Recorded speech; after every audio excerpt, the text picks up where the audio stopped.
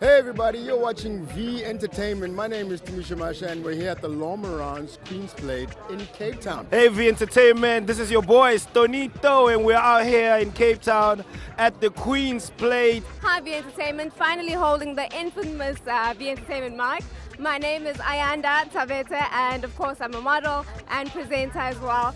Really great to be out here in Cape Town, Queen's Plate, having fun, horse racing, beautiful people, really glad to be here. Hi V Entertainment, this is Uncle Loopy and we're up in Cape Town at the Queen's Plate, pardon me. Hi, my name is Sif Ngersi. It's great to be here at the Queen's Plate. What's up V Entertainment, it's Lulo Cafe. We're in Cape Town at the Lomorans Queen's Plate. It's a beautiful Saturday afternoon, so that's where we're at.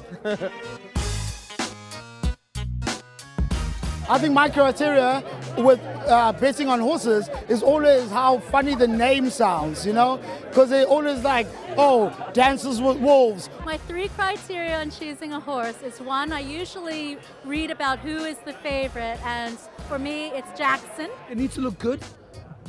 It needs to have that look in their eye like it wants to win. And lastly, it must love me, because it'll win if it loves me. Well, as a rule, I don't really gamble. But generally speaking, if I had to place a bet, I would go to whoever owns one of the horses.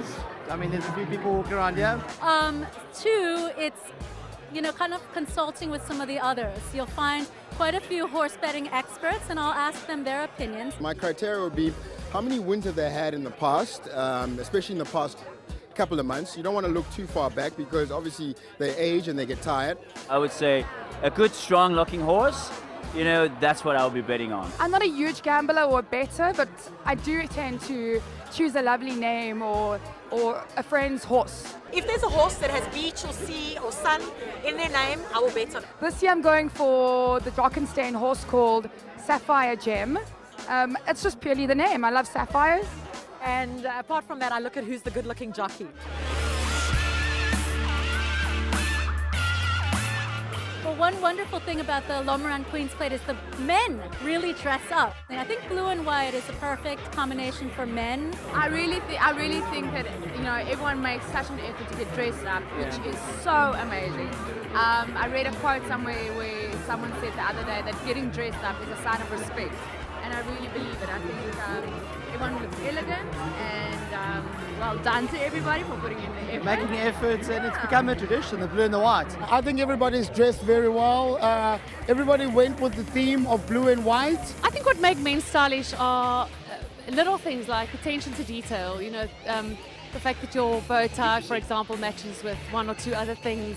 Not necessarily matches perfectly, but it all goes together like a story. And also to be a bit bold, you know, to take some risks. Because men generally dress quite safe. Except for Stone with his silly white pants with that ass. Come on, look around at that ass. I make it rain. Okay.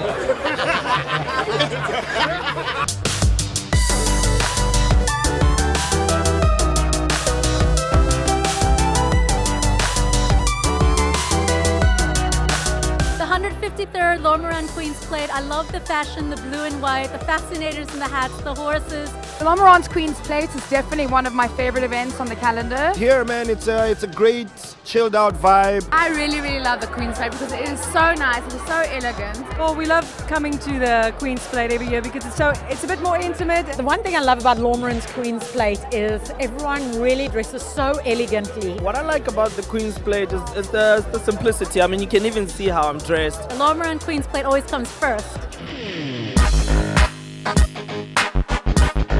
I don't want to insult anybody, but no, I don't. I mean, no, jockey. I mean, I love studs. You married a polo player. You know a jockey is sexy because, I mean, you know how big a horse is, right? And then going around that racetrack. I like the jockeys. I think they're quite sexy because they're very confident, almost a little bit cocky. I would love to see female jockeys because, hey, it's always a great sight. But I do find jockeys appealing, but they're a little bit short for me. I would be petrified of a female jockey with a whip on a horse. I'll feel sorry for the horse. More people are going to come to the races. I mean, imagine, man, riding. Okay, I love the jockeys. I think they are really sexy, especially when their butts go up and down. It's almost like twerking on horses. I mean, Well, from a man's point of view, it'll be quite sexy to see a female jockey. I think the celebrity who best fits Queen's plate would be Lulo Cafe. He's the most yellow-boned person here. Someone who best suits that title would be Sizwe Dlomo. Well, I got my own queen. She rules the kingdom at home, so I would definitely have to nominate her. Queen of the Queen's Plate for me would be Liesel van der Westhuizen. Joanne Strauss, because she is the queen. Bonang, Queen Bee. I don't know about diva tendencies, but she definitely wear the crown properly. Bonang, Mativa, you know. If I nominated someone for Queen of the Queen's Plate, it would be Liesel van der Westhuizen. There's this beautiful woman walking around. Her name's Leanne van der Walt. If you say I nominate her. I would have to go with Joanne Strauss. Joanne, I love Joanne. I think Lupi Ngaisa. I would have to say Trevor Noah, King. Me, King too. So we can just have two kings. I'd say Jinsu. Jennifer Sue really knows how to go all out.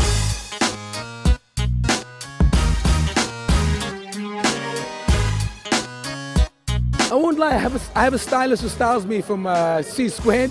So they've dressed me from top to toe. So realistically, I cannot say I did anything. I just really walked in, they dressed me from top to toe, and I've loved it. It's been a pleasure.